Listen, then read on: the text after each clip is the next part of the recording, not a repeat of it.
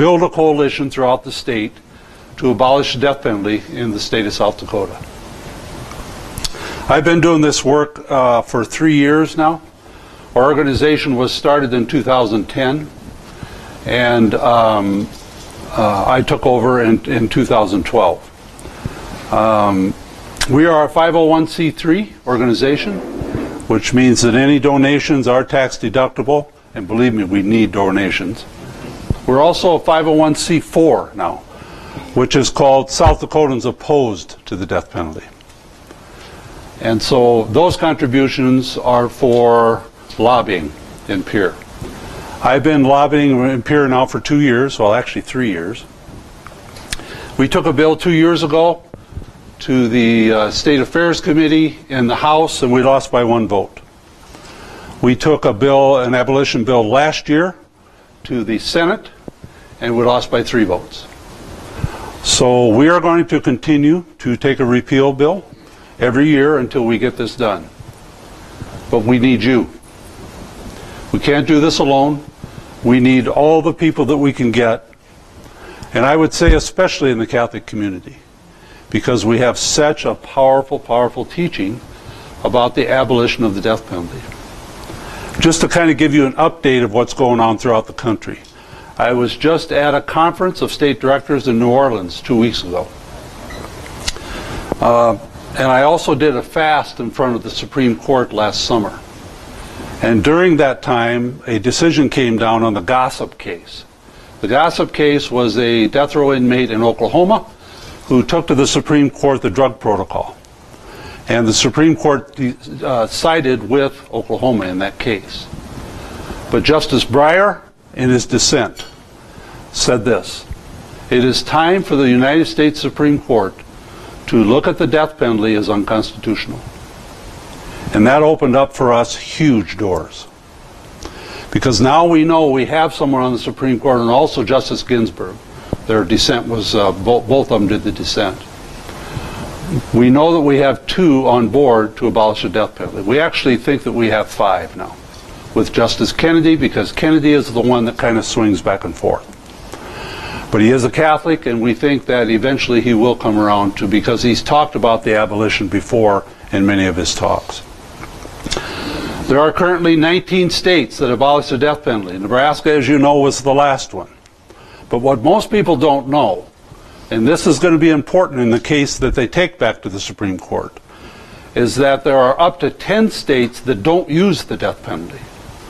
They have it on the books, but they don't use it. So that's going to be also a very important part of the argument when they take this back to the Supreme Court. Because believe me, the justices do look at the mood of the country, at the attitude of the people towards the death penalty. And consciousness, brothers and sisters, is raising. We didn't really have much of a effect on the Gallup poll, which just came out last week. No, it was actually this week.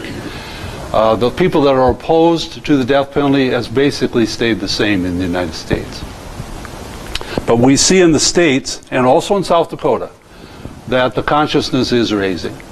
I want to bring your attention to the book that Vicki put together, where Justice and Mercy meets. And I would say that if you're interested in learning about the death penalty, this is the book you want to read. She went back to the college where she works, and the different professors added law, moral, scriptural, all the different areas where the death penalty applies. And it's really, really a very, very good reader as far as being knowledgeable about the death penalty. So I highly recommend that, and I think Mary Helen's going to be having some books that they're giving away later, and Vicki's going to sign. To follow up on what Vicki was saying, I just wanted to say a few things. You know, we are for the repeal of the death penalty, obviously. But our organization is called Alternatives to the Death Penalty. So I'm always asking the question, what's the alternative? And brothers and sisters, when you ask the question about justice, you just heard it in that talk. This is what justice is. The bishop said it earlier. There's not going to be any justice without truth. It's just not going to happen. And there's not going to be any peace without justice. That came from one of my favorite popes, Paul VI. He said that in front of the United Nations. Not going to be any peace without justice. And Vicki just gave you a story about justice. One of the Catholic workers who I'm in contact with quite a bit, and I don't remember who it was, but he gave me the best definition of justice that I've ever heard. He said, justice is what love looks like in public. Isn't that great? Justice is what love looks like in public. That's absolutely the best definition I've ever heard. And brothers and sisters, when we put people to death in this state, I want to emphatically say that is not love. Far, far from it. And you know what? Someone said this to me once, and I really stopped and listened. They said, you know, maybe these guys deserve to die. And I think they do horrible things, as you just heard. Horrible things. The guys that we have on death row do horrible things. We currently have 3 on death row in South Dakota. But as Christians, as Catholics, we don't kill people. We don't do that to settle our problems. We just don't put them away in a cage and say, you know, let's kill them. Because the common narrative throughout the United States is because they did this, we're going to do that. If they kill someone I love, then I want to kill them. And what I want to say is that the death penalty, I'm trying to turn the narrative around. Because that's the common narrative. If they kill somebody, then we kill them. What I want to say is that the death penalty is not about what they do. I want to repeat that, if it's a shock to your ears. The death penalty is not about what they do. The death penalty is about what we do.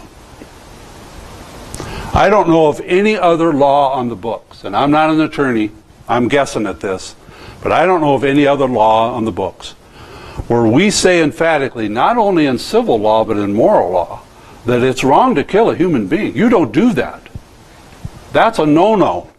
No exceptions. You never kill a human being. But yet somehow the state and the government have made laws that say, well, it's okay sometimes. It's okay to kill a human being. And it's not okay to kill a human being. It's not okay. For all the reasons that the bishop gave us. Top of the list, the dignity of the human person. We are all God carriers, every one of us. We have the Spirit of God in our souls. How could we attempt to even begin to take away the life of that person that is a God carrier?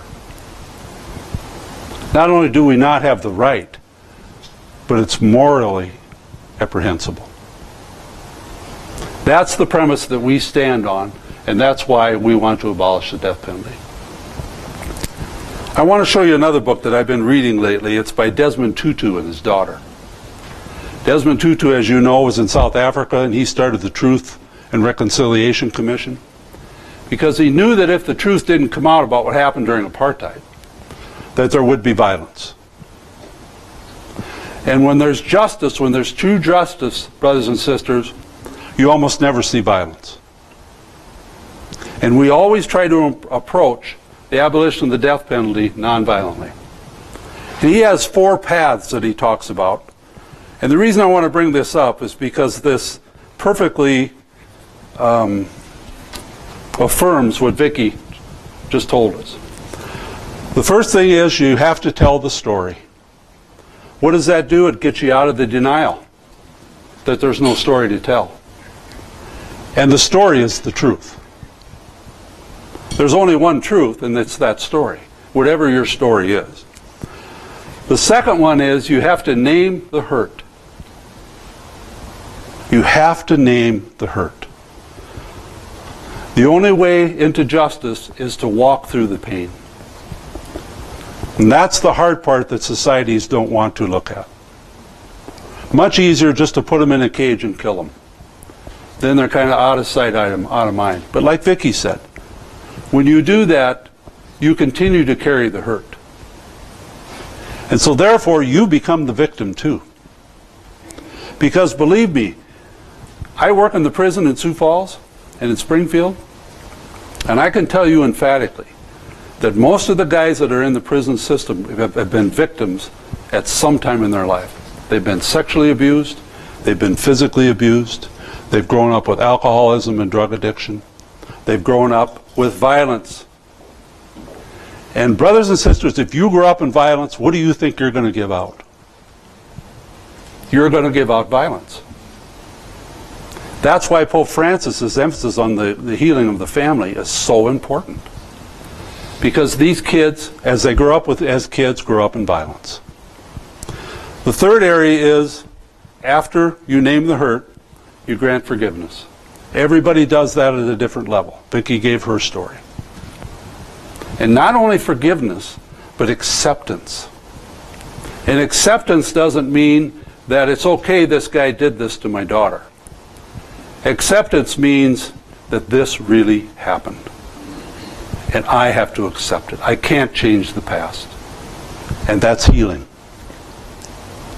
And if we are anything as a church, as Christians, not only in the Catholic Church, but in all denominations, we have to be about healing. 2/3 of Jesus' teaching, whether directly or indirectly, was about forgiveness. 2/3. That's how huge it was for him, living as a human being.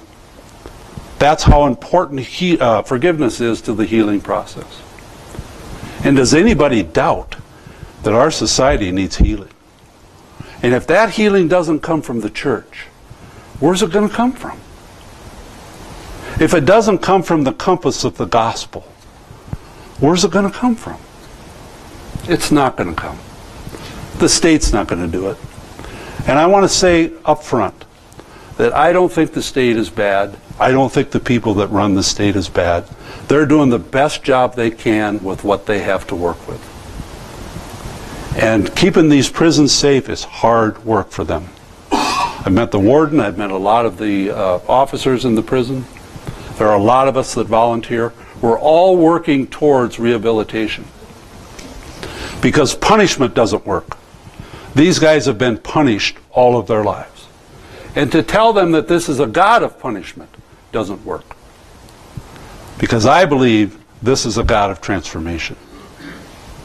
Jesus came to transform us into the Christ presence in the world.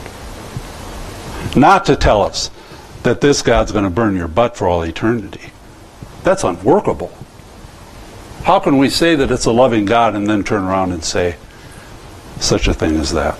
The final step after forgiveness is renewing or releasing the relationship. And that's what Vicki's doing with the guy that killed her daughter. She has a choice. She can renew it. She can foster a relationship with the person that caused the harm. Or she can be reconciled with the person and release him. And that's the life in prison without parole piece. That when they get life in prison without parole, it gives the victim's family a chance to release them. They're gone. Society is safe. That's it. We can go on with our lives. But with the death penalty, like Vicki said, they keep coming back to all these repeals. Charles Rhymes has been on death row in South Dakota for 24 years. And so the Schaefers, who are from Spearfish, they come and testify against us every year, a lot like Vicki said. Why ain't this guy dead? You told us that that would be a closure for us. Is it closure? Not from what I've met him. Mrs. Johnson, whose husband was killed in the prison 4 years ago, she also comes and testifies against us. One of the guys that killed her husband is still on death row. She's depressed. She's angry. She's hurt. And I get it. I'm a hospice chaplain. I get it. People have to grieve. They have to. And it's only been 4 years. So I've met with her now for the last 2 years after the session in Pierre, just to have coffee with her. And I said to her last year, Lynette, I have to be honest with you. Do you realize that you also are a victim of this guy? You've become his victim too. She didn't like that. But I felt like I had to be honest with her because she is suffering. She needs healing. And I wanted to give her an opportunity to heal. As a matter of fact, and I haven't talked to the bishop about this, I'm thinking about going to both bishops to ask them for all murder victims' families, members, to give them free counseling for 2 years. Because so many of them are poor. And that would be a great way for both dioceses to reach into their lives and to help them to heal. To be serious about what we're talking about. To be the boots on the ground for these people. For the least of these, as Jesus says. And so you can see where Bishop Tutu is coming from. This is the way out of the pain. And it's not like Shannon will always live in their life. Of course they will. It's their daughter. I have 7 children. I was telling Vicki yesterday, I can't imagine if I would lose one of my kids. How painful that would be. I've got 15 grandchildren. Can't imagine. Horrible. It's another thing that Tutu says. I have found that hope and goodness can sometimes emerge from even the unlikeliest of packages. As we have seen, forgiving does not condone the act. Forgiveness does not relieve someone of responsibility for what they have done. Forgiveness does not erase accountability. It is not about turning a blind eye or even turning the other cheek. It is about letting someone off. It is not about letting someone off the hook or saying it is okay to do something monstrous. Forgiveness is simply about understanding that every one of us is both inherently good and inherently flawed. Within every hopeless situation and every seemingly hopeless person lies the possibility of transformation. It's there. The Spirit of God is within that person.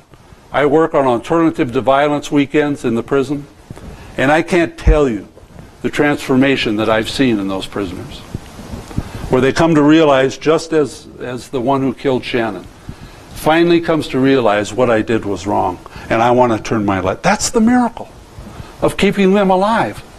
They have a chance to turn around and help someone else in that circumstance. The people I admire the most in the prison are the lifers, because they have come to that and they help the young guys coming in to heal. It's an amazing process. I wish all of you could see it.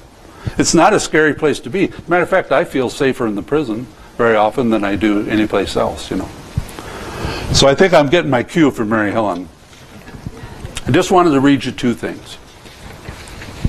I was watching Code Black the other day. That's a new show on TV. I was a medic in the Army, so I like those shows. And the main character, the doctor in it, she said something that really struck me. She said, death is not the answer to anything. To anything. Where do we get off thinking that killing a human being is going to answer our problems? I don't see it in the gospel. Very often up in Pierre, where I share the time with Dale back there, as also a lobbyist for Family Heritage Alliance, people say, well, an eye for an eye. And I always say to them, I said, have you ever heard of the Sermon on the Mount?